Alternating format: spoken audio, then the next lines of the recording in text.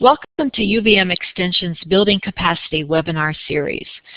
This webinar series is just one part of a larger learning project to help you build capacity for leadership within your organization, as well as more effectively achieve the mission of your organization. The education and training provided in Building Capacity project is delivered in a variety of forms: webinars such as this one, and asynchronous learning opportunities, which cover 10 topics: board development, conflict management, developing volunteers, ethical leadership, leading through change, quality service, staff development and evaluation, strategic planning, team leadership, and working in teams. Today, the topic of our discussion is conflict management. Your microphones are muted, and we welcome your questions and comments through the chat box, and that's the area just below the participant list to the left of your screen.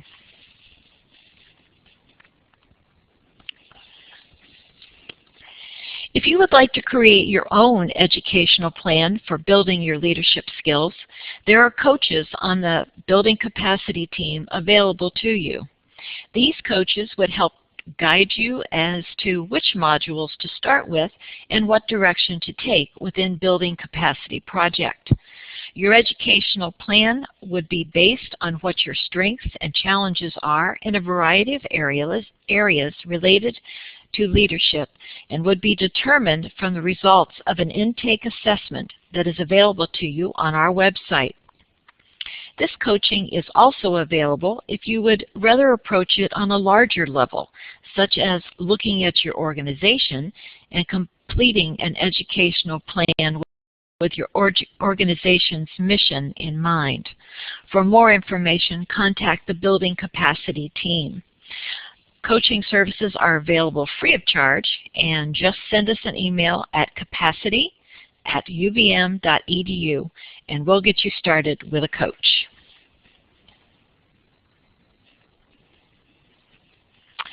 We'll begin by getting some idea of how many participants are with us in today's webinar. So how many individuals are participating with you at your site? And we've got a little variety of options up there at the top right below those little icons. So if you would please respond by selecting the letter that corresponds to the number of individuals that you may have gathered with you at the site for this particular webinar.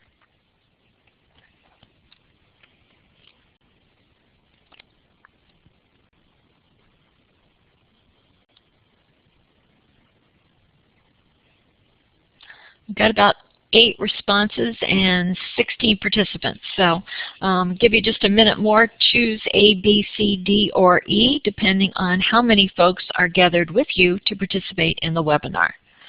It would really help us know how many folks we're reaching.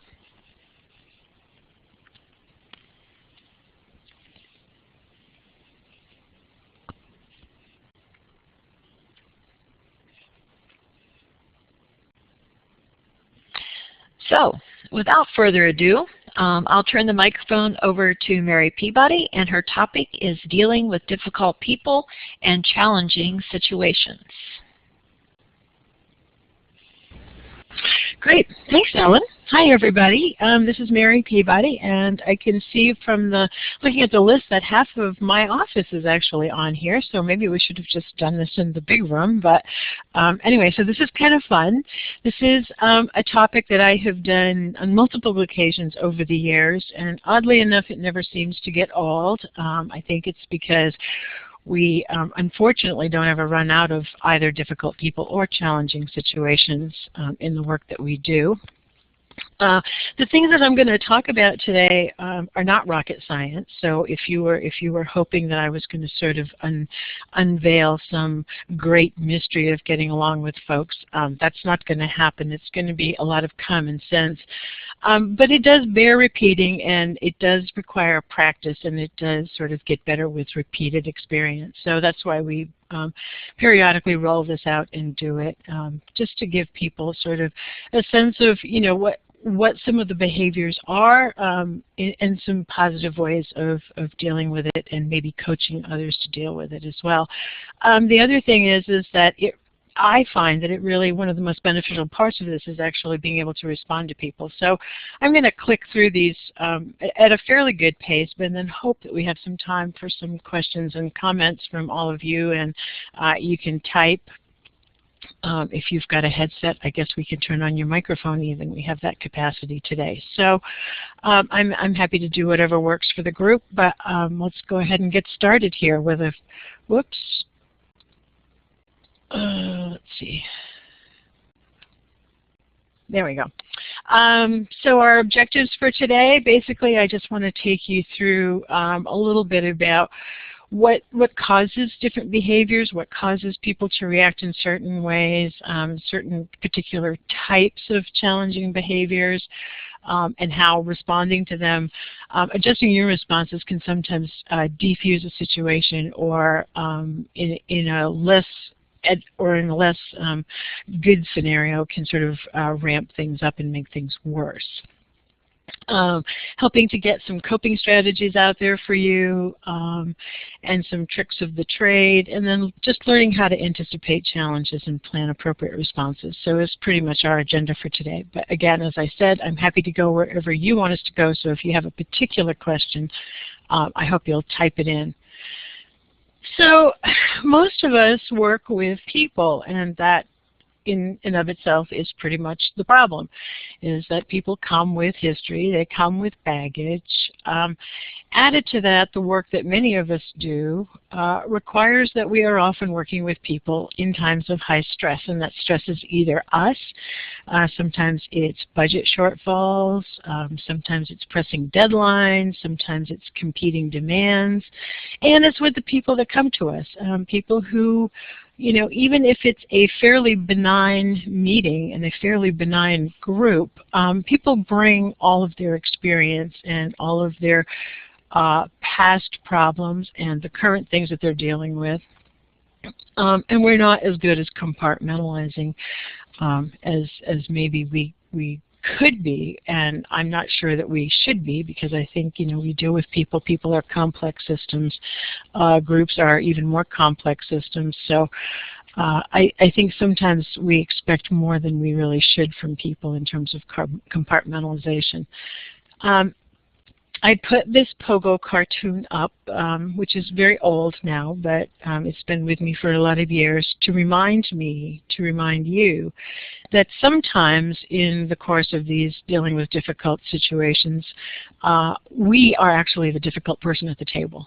And that's one of the issues that we have to address, and that we'll talk a little bit about today, is to really be a little bit more self-aware of where our buttons are, what people do to push our buttons, how we respond, and to sort of just be a little bit more self-aware in terms of how you react to things, because how you react to things, particularly if you're sitting in the leadership chair of a group, will very often will play a role in how the group responds, and they will be looking to you for some role modeling and leadership.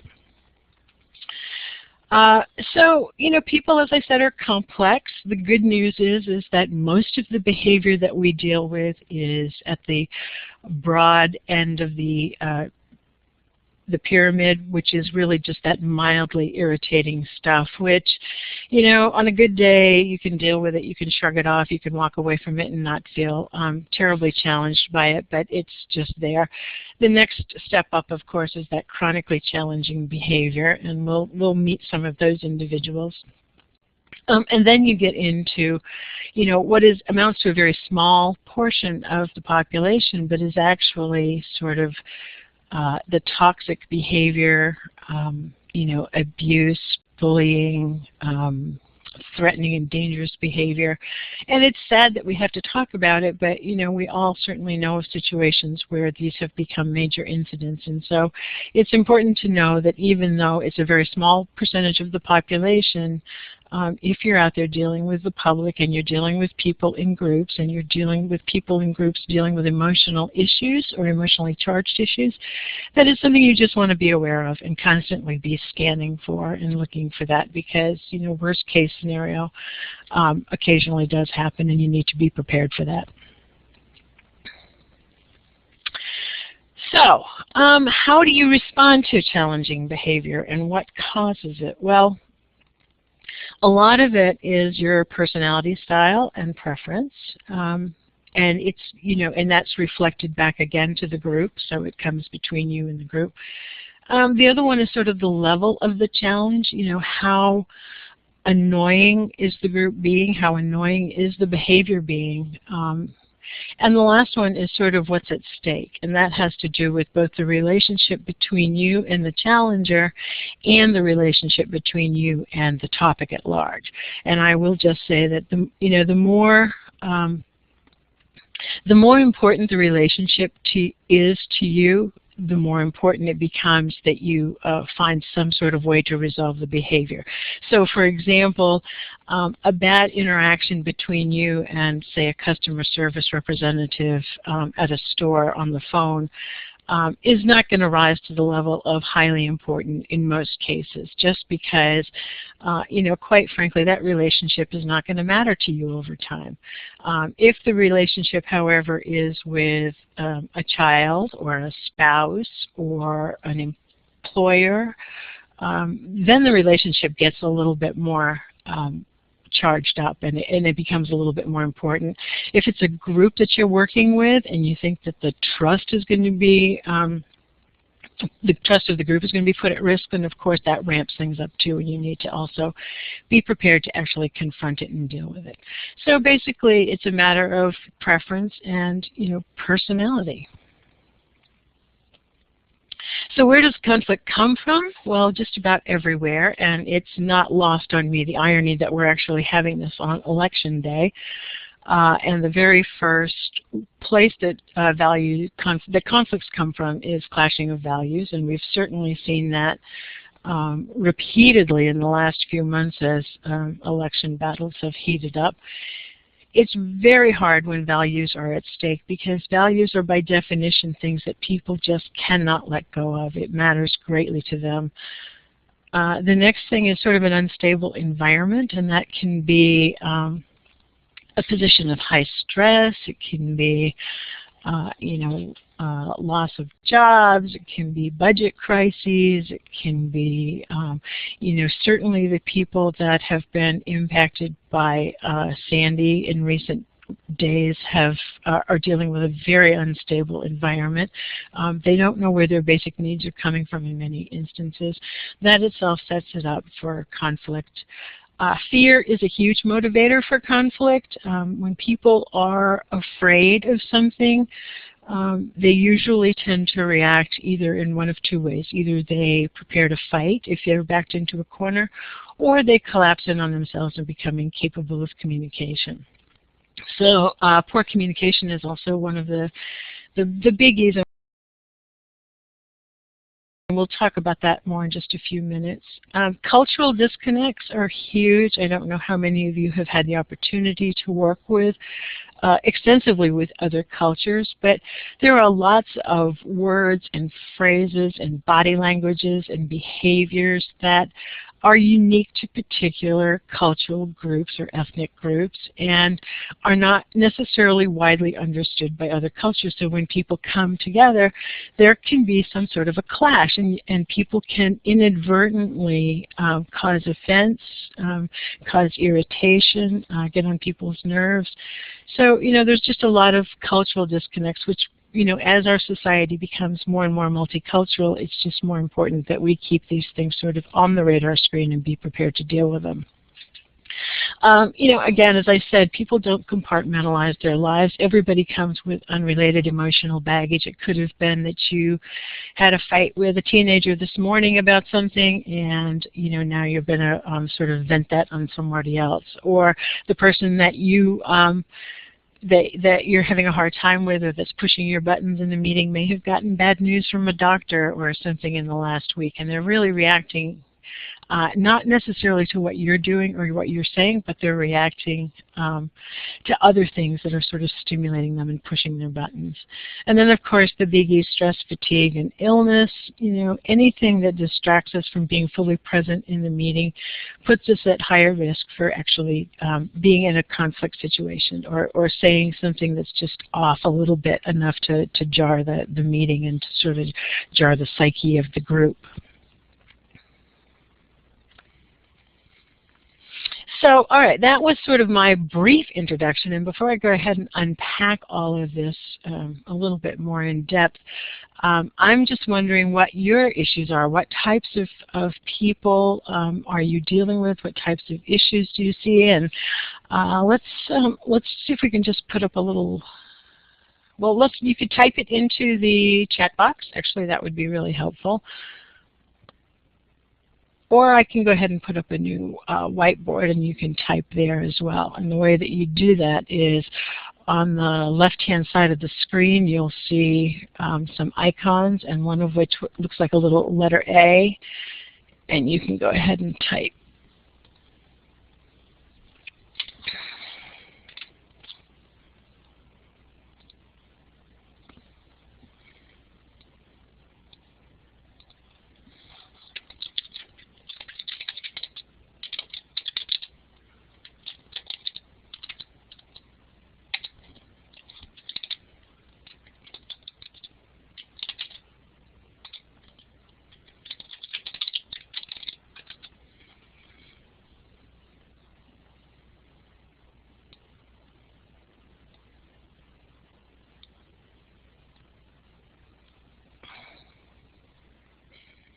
And you're also welcome, if you're feeling brave, to turn on your microphone. I think. Ellen, do people have the capacity to turn on their mics? They do if Lucy makes it happen.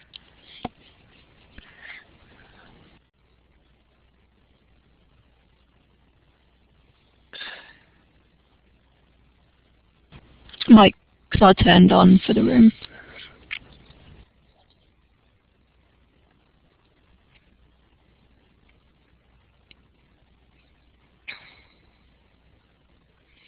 So we've got a couple of things popping up here.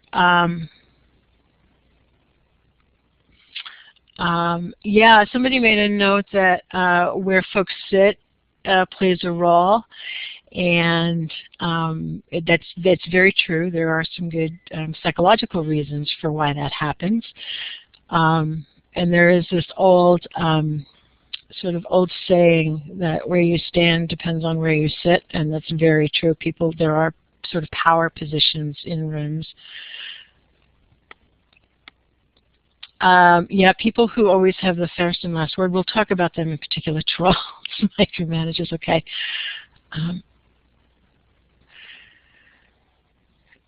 And so, yeah, Londa's comment is about the regulations, and again, this can touch in that sort of values arena of where and people have really deeply held beliefs about what they ought to be able to do and ought not to be able to do, and then when some entity, be it a government or a boss or something, comes in and tries to sort of impose sort of a new way of being to their lives, that can cause a lot of stress, particularly when it's your livelihood and you feel threatened on multiple levels. You feel threatened because A, you just don't like to be told what to do, and B, you feel like there could be some potential negative ramifications to your business. Yeah, differences in opinions of organizations. That's a common one among employees.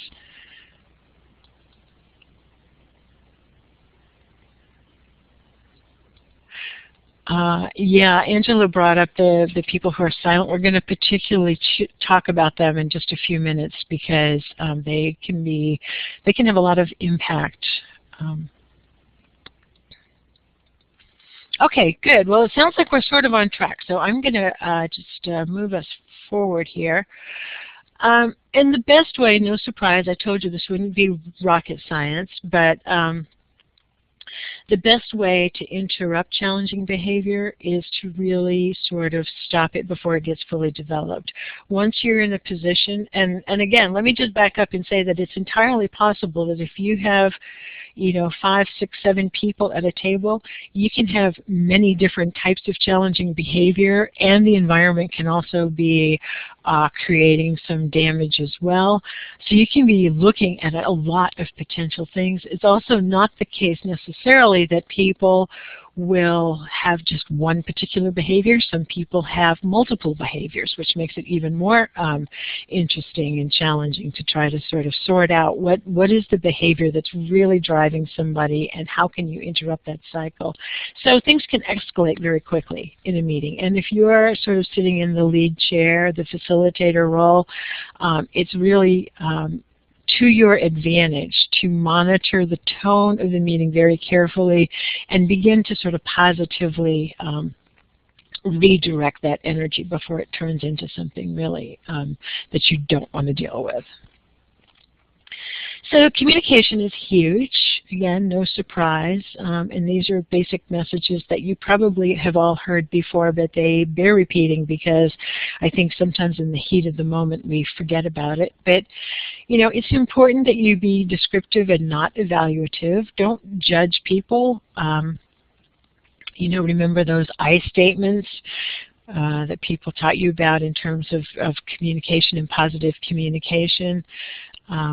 As specific as you can. If you're going to identify somebody's behavior, it's useful to say very specifically what it is that you want them to do, and make sure that it's a behavior that they can do something about. Now, some people just have nervous tics that, maybe you have somebody who is constantly drumming a pen on a table, which can be very distracting. You can pull them aside and just say, I get that this might be just sort of a nervous tic and it might be really hard for you. Maybe you could just do that on your leg or on a piece of paper or something and not on the table because it's a little distracting to people.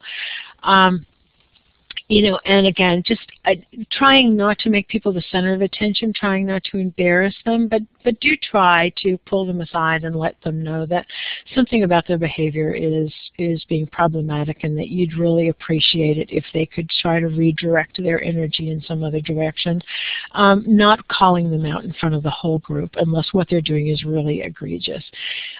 Ellen and I teach meeting facilitation, and one of the things that we always start with and hammer pretty hard is the need for ground rules in a group.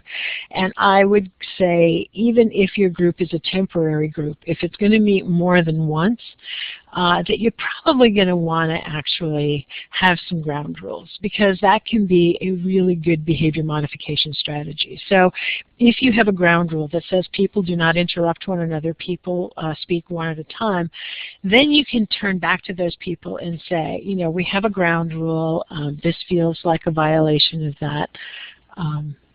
Can we work on this behavior a little bit? And that's one of the things that you maybe want to take a look at. And the other thing is to check and make sure that your message is being received properly. And again, it has a lot to do with delivery and the words that you use.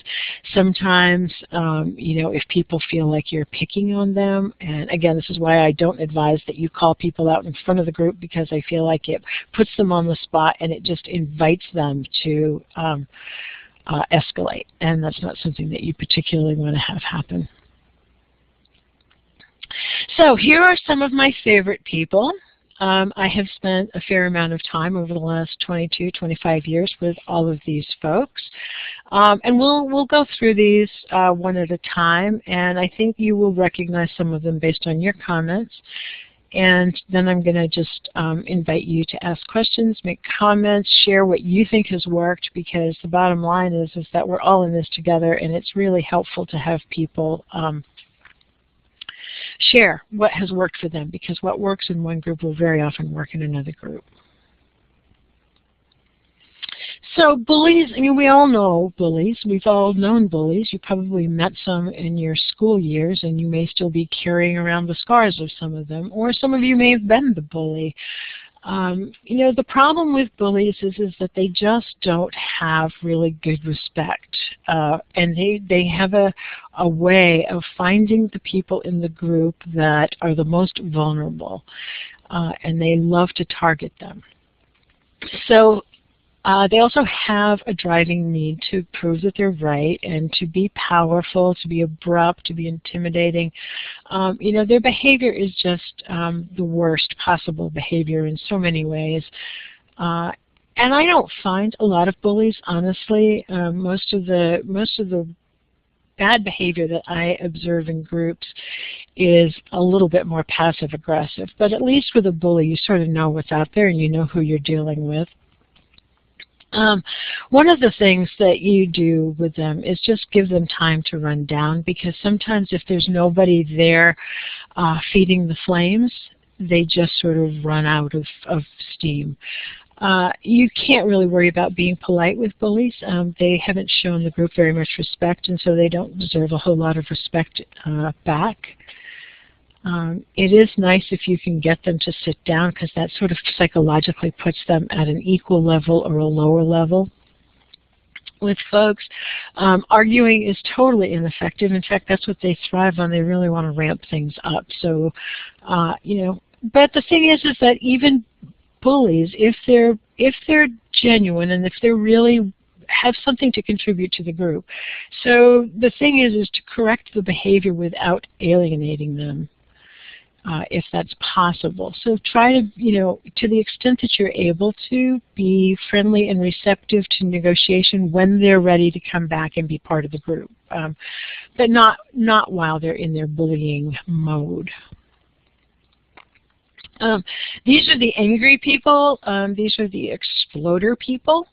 You know, they throw temper tantrums, they pound on tables, they sometimes pitch pens and throw things, and you know, sometimes they're physically aggressive, although I've not actually ever encountered one that really was going to follow through. And usually they're reacting to something in the group that is causing them to either be feel threatened, again it's that fear factor, or that they're not getting their way and they just don't seem to have the filters that be able to do to be able to find a more productive way to do that. They repeatedly try to gain control of meetings. And they don't have really good skills. I don't know who they tend to remind me a lot of adolescents that I worked with in earlier years in my life. They don't have the coping mechanisms and the filters that we develop over time for how to put our anger aside and to work constructively through it. I also will say that, again, you know, when I'm talking about cultures, there are some cultures that see this as a strength and actually feed this kind of behavior. So you know, depending on where you're working and what you're dealing with, you may see more or less of this.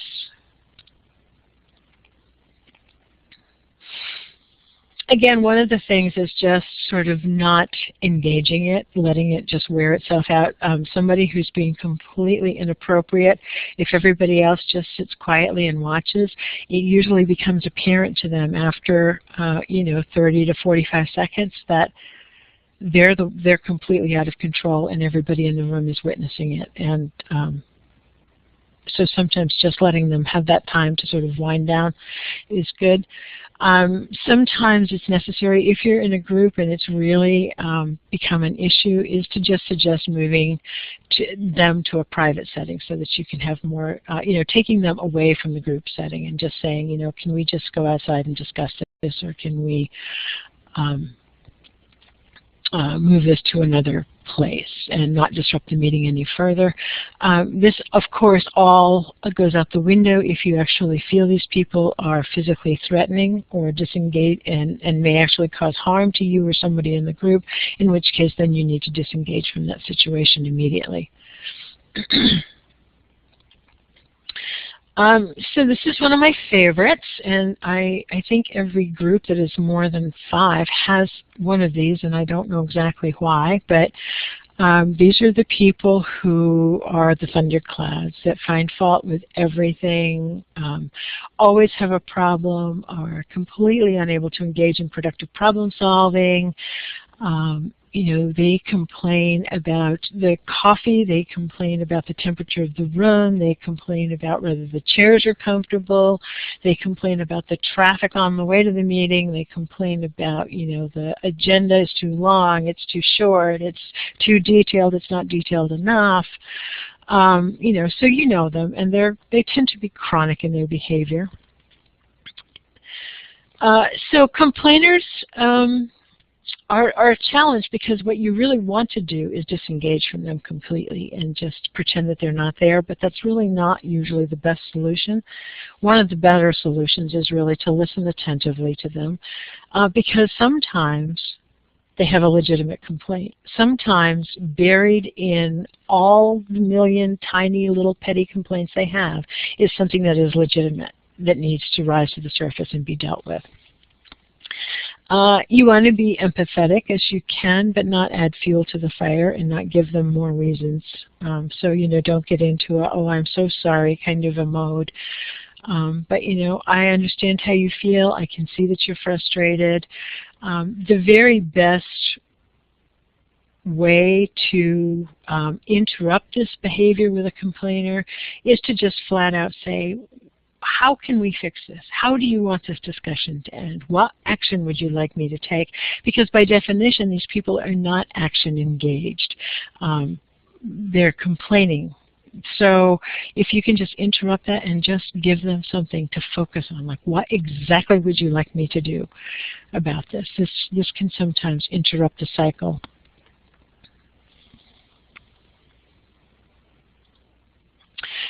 Okay, so this one was brought up earlier. This is the passive-aggressive personality at its best. These are people who rarely speak up at a meeting, who rarely offer an opinion, who very often use a lot of body language to signify that they're not quite happy, but they don't actually give you any insight into what's making them unhappy or what would make it better. And again, there's a variety of things that people bring to the table that causes this. Sometimes it's that they have tried to offer things in the past and have been shut down or ridiculed, or they feel like they've been ridiculed. So very often it's rooted in past behavior that's legitimate, but it's really unfortunate because very often these people will, outside the meeting room, all of a sudden become the veto card or something. And I'm sure many of us have had the situation where we've worked really hard with the group, gotten to a place where we think we have a decision, and then all of a sudden, out of nowhere in the parking lot, somebody says, nope, I never thought that was a good idea, and they begin to undercut. And I've seen this actually happen with boards a lot. And it's unpleasant when it happens. It sort of sucks the life out of the people who are really trying to do good work. So one of the things that you need to do with these folks is to get them to talk. And sometimes that requires just waiting for a response, asking those open-ended questions that can't sort of be glossed over, letting that uncomfortable silence build while you wait for them to respond. And sometimes providing the cues for the other people in the room too can help, that they shouldn't jump into the void, because silence can get incredibly uncomfortable. The other thing that you can do with these folks that is effective in group meetings is actually sort of do a roll call vote and actually look around the table, go around the table and just say, I would like to hear everybody's agreement with our decision, and look them in the eye and wait until everybody says something. And in that case, then that opens, at least they've said it out loud. At least they have made a verbal commitment to the group. They may back out of it, but it's going to be a lot harder for them to back out of it once they've made a verbal commitment.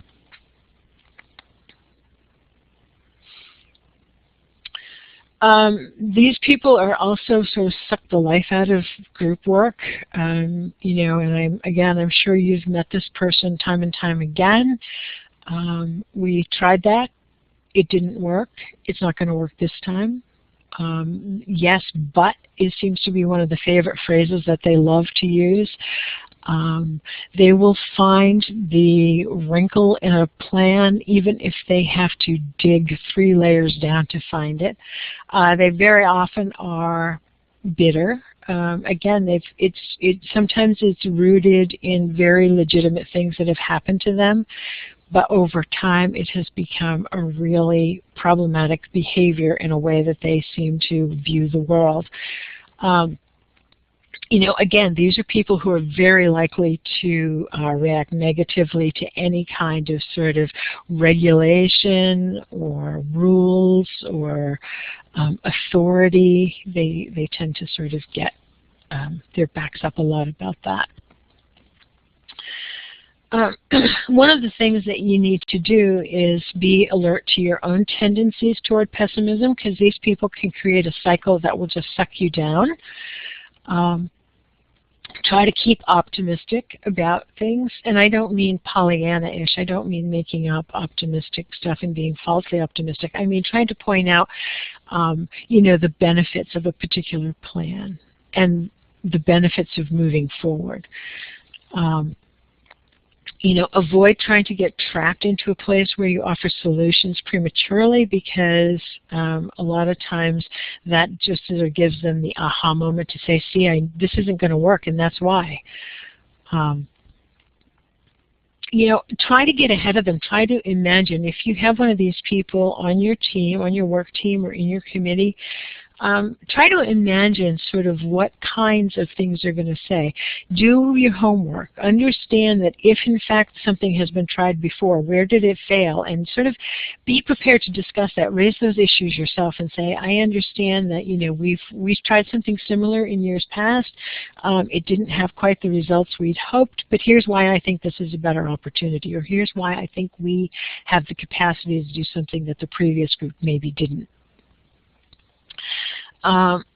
Again, just being prepared to take action on your own, moving forward. I think this is the place where groups very often get stuck in analysis paralysis, is because if you have 1 or 2 people like this in your group, they can, yes, butt you to death.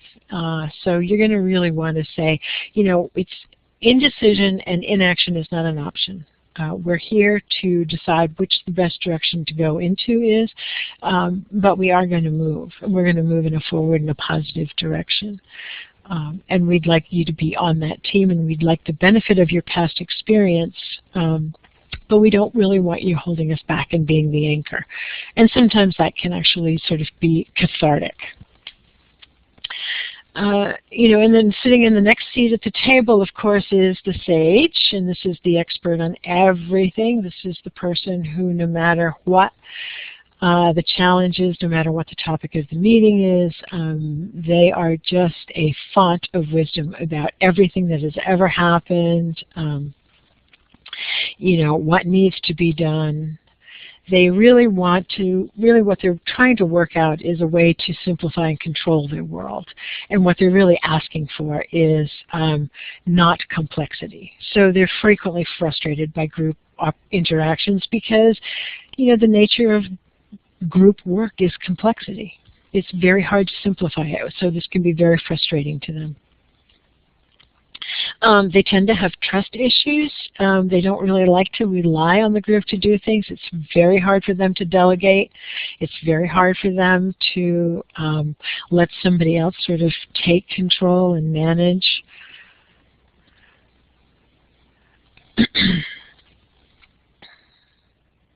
Again, it's sort of important for you to watch out for your own know-it-all tendencies, because I have been in groups where I have seen people get sucked into this and they start throwing data at one another and start, sort of trying to out-argue and out-science one another.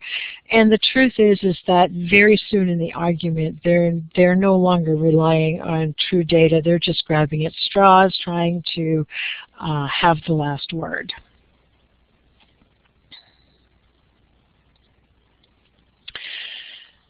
These people can create tension in a group in a sort of benign way. They're really nice people. I have lots and lots of people like this that I work with over the years, and They are habitually indecisive. They cannot make a decision. They love to volunteer for stuff and then they don't follow through. They are awfully nice folks. They usually have a great sense of humor. They're fun to be around. They're, they're chatty at break time. They're, friends of everybody. They have huge networks. And sometimes they're really well positioned. Sometimes they come with a lot of political or social capital. So it can be a little tricky to deal with them. They also don't want to disappoint you, so they want to be helpful. They want to take on things. They feel really bad when they don't get it done, but somehow just time after time after time it is them that don't get it done. So one of the things is listening and trying to identify who these people are in the process, and then being able to interrupt that. Trying to provide a working deadline is sometimes useful. Trying to help them identify sort of, what is the piece of this that you could actually do? What would be the consequences of you not doing it for the group? And then break it down into very manageable sized chunks so that they're actually not taking on the entire task, but they're taking on a piece that they can maybe manage.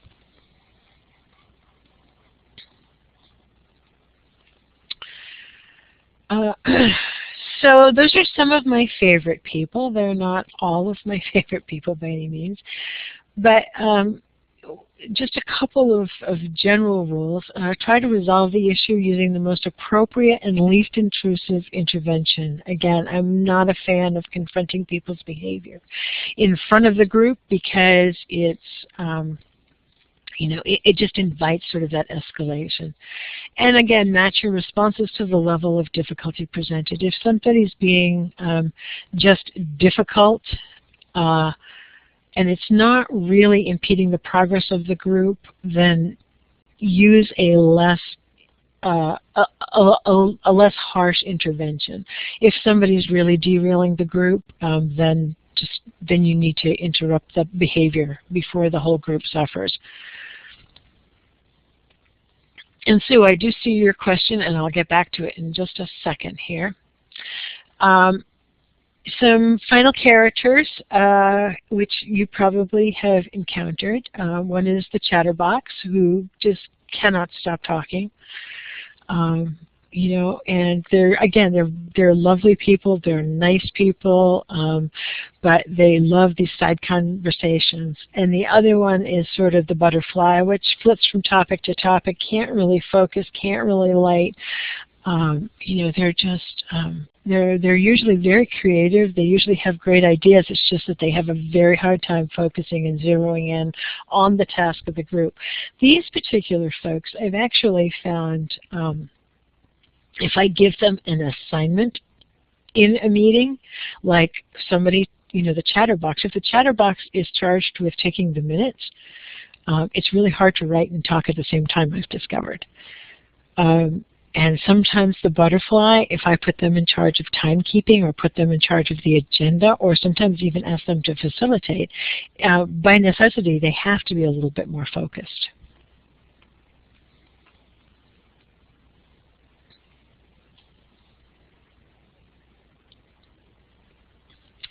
All right, so just a couple of final thoughts, and then we'll move into questions. So be thinking about your questions or your solutions to one another's questions. Everybody at the table contributes to the quality of the interaction. So if there is a difficult person in the room, try to bear in mind that they are actually bringing something to the table, something productive to the table. If you are in a position to be a facilitator or a leader or have some responsibility for a group, spend some time anticipating what those problems might be and have a plan. Sometimes, as somebody mentioned really early on, it's how the meeting room is laid out. If you can seat people in a circle where everybody can see everybody else, then it's a little bit harder for people to have side conversations. It's a little bit harder for people to get away with eye rolling or sort of emotional outbursts, because everybody is watching, everybody is seeing. And so sometimes that is enough to sort of derail the behavior. Excuse me. Again, just sort of the best strategy to use is the one that is the least intrusive, that gets the job done. And sometimes that just requires some practice and some patience, and sometimes it just requires you to bite your tongue. The importance of the situation and the importance of the relationship are really key to the intervention. Again, if it's a one-off thing that you're probably not going to have to deal with, again, I'm less likely to engage, because it takes up a lot of energy and it takes up a lot of time, and it's distracting to the task at hand. So, but if it's a key relationship that's of importance to you, or if the meeting or the situation is of key importance, then it's worth taking the time.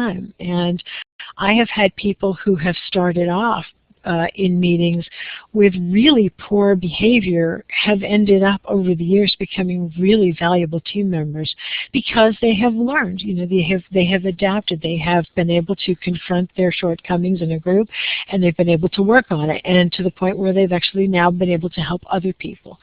So a lot of times it's just that people don't know better. They don't know how to behave better. So, and then of course, anytime you're dealing with people, as I said at the beginning, it's a sad commentary, but you do have to have a plan for coping with dangerous encounters, and it's worth everybody's time, if you're in a leadership position or a facilitated position, to sort of have a plan to scope out your meeting place, to know where the exits are, and to basically protect yourself and the others in the group if things should head south in a dangerous way. So let's see, I'm pretty sure, yeah, that's my last slide, and I'm happy to click back if you want. I see a couple questions which I'll get to in just a minute.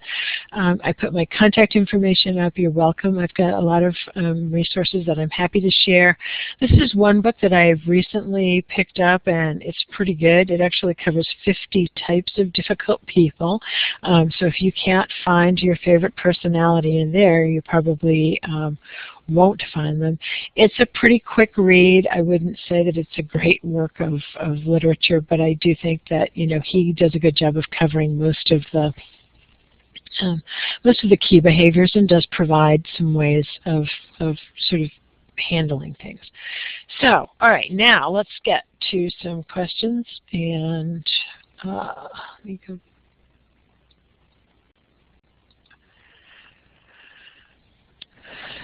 So Sue is the first question that I'm seeing, interested in ways of bringing positive aspects of each of these into the group process.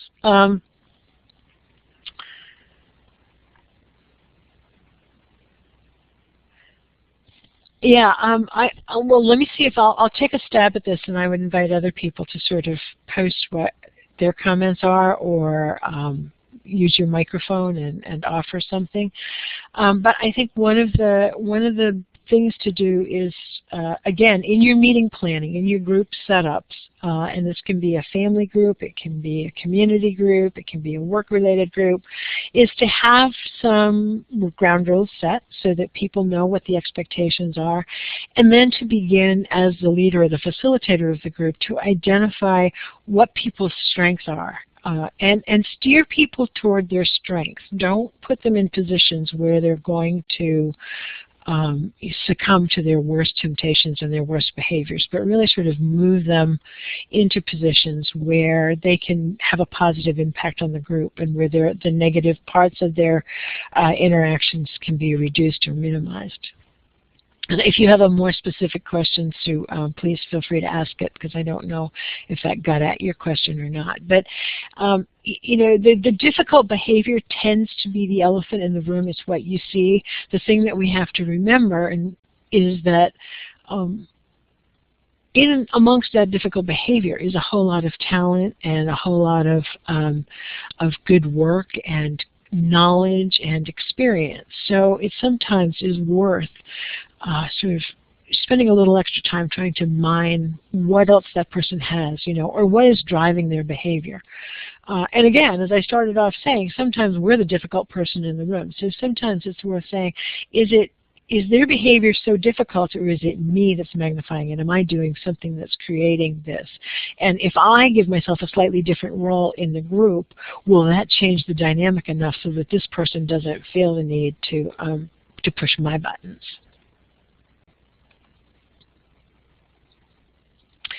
So, all right, Londa's question is an excellent one. If you're facilitating a meeting, how do you keep the rest of the group from losing interest? Well, a couple things. One is, again, and this is why I say don't correct people in public, because people seem to have an amazing interest in watching what's going on when things start going south. And that's, I mean, even people who've sort of been asleep at the switch for the whole meeting, the minute they scent conflict in the air, all of a sudden their ears are up and they're fully alert, waiting to see what's going to happen. So the best thing is to be a good role model. Always have, I would say, in addition to facilitating, and again, I'm totally open to other people's experiences, but, you've got a note taker and you've got maybe somebody keeping an eye on the time for you. So if you think that you're going to do something, call a break. If you need to really challenge somebody, just say, why don't we just take a 10-minute break and, Susan, can I just have a word with you quickly or something, and don't make a big deal out of it. Sometimes it's things that you can do with body language. So, for example, if you have somebody who is exhibiting some sort of annoying behavior, they're talking or something, just looking at them, just pausing for a second and looking at them is enough to sort of bring it back around. And it doesn't really even have to affect the flow of the meeting. Sometimes if you're in a group and there's a lot of people that, have been together for a while, they will begin to self-police the group and self-monitor the group. And sometimes they can do some of that correcting behavior for you. And I love nothing better than when a group member says, excuse me, but I feel like we're not really complying with our own ground rules, because that means that people are taking responsibility for the meeting. They're not relying on you to be the be-all and end-all of the meeting success.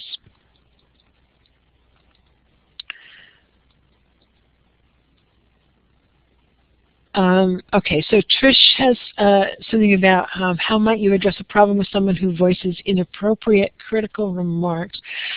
So I'm guessing that you're talking about somebody who's either, relatively sarcastic or just sort of off the cuff, and you think that there's a lot more under the surface, but not, but they're not actually being authentic about it. And I guess I would say the answer depends. And again, if somebody's got something, please feel free to type your response or raise your hand, and we'll get your mic opened up. But I think one of the things is that maybe just call them on it in a gentle way and just say, is there more to that remark that you want to share with us? Is there something that, behind that you'd like for us to know about? Because it seems like, and there's different ways to approach it, but that's one of the ways that I might do it. And again, I might just sort of, and if it happens repeatedly over the course of time, then I might just pull them aside during a break and just say, it seems to me that there's something else going on, and I just want to check in with you to see if there's something I can do to make it better for you, or if it's just me being oversensitive. And sometimes that's a really good way to open a difficult conversation, is just say, I need to do a little reality check, because I can't tell if what I'm sensing from you is real or if it's just, me overreacting. And sometimes that opens the door and lets them share something that's bugging them. Other questions, comments? Again, I'm happy to have you email me. I can, if you've got a specific scenario that you want to roll out, I'd be happy to visit with you I don't spend all my time dealing with difficult people. Sometimes it feels like it, but by and large, again, as I said, 80% of the people are great. They're wonderful to work with. We all have little idiosyncrasies. We all have things that push our buttons. Most of the time, it's just really quick one-off stuff. Somebody's just in a foul mood for the night, and if you can find a way to work around it, keep the group on task and not make an issue of it, that's usually the better part of valor in that case. But occasionally when the behavior borders on chronic or toxic and you think it really is going to be a long-term relationship, it really is worth taking courage in both hands and just having a conversation with that person. Oh, yeah. Okay, so this is another one of the people who sort of want to point out privately the difficult behavior but don't really want to be identified as the person. And sometimes I address that in ground rules. Sometimes I actually will out that kind of behavior because I think that it can get toxic and it can get passive-aggressive very quickly. So I usually say, if something is concerning you and it's affecting the group, then the group needs to know about it. If it's between the two of you, then I'm happy to intervene with you, but I'm not going to do it for you. And then I see there's another comment, a sub-comment here about if it's a bully and they fear retaliation.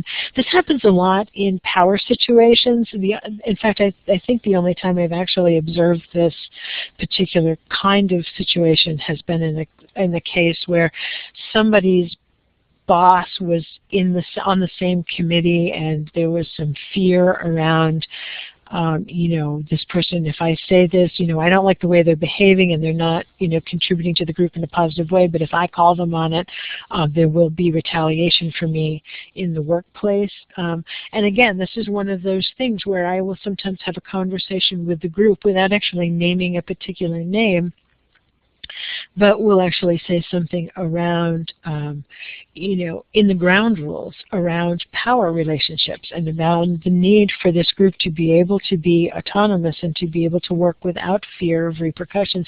Sometimes sharing it in a group sort of steals some of the power away from that bully. Again, if it's a really legitimate case and you really think that this person is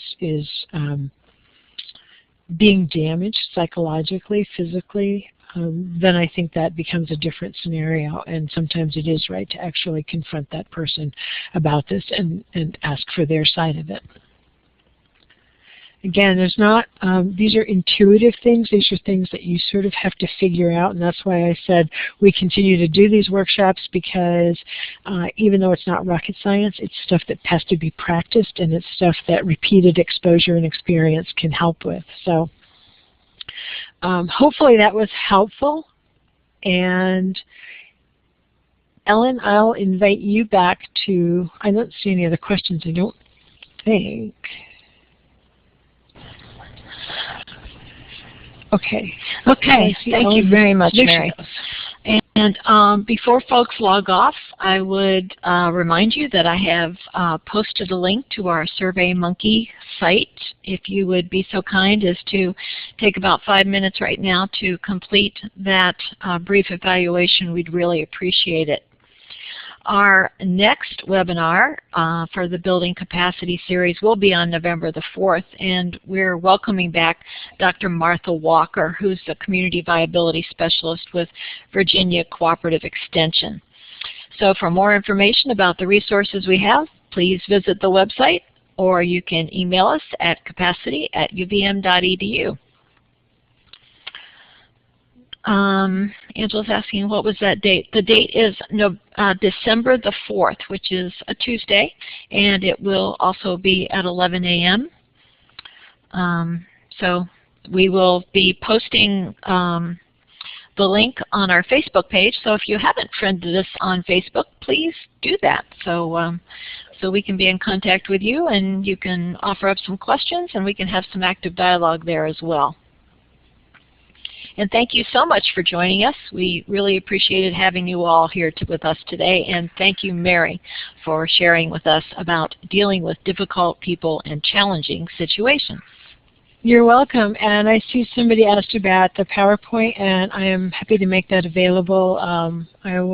We'll get it onto the website. And if you have a hard time finding it, just shoot me an email, and I'd be happy to get it to you. And thanks to Lucy for helping us out and being our tech support, and she's offered up our Facebook page right there for you. So please join us.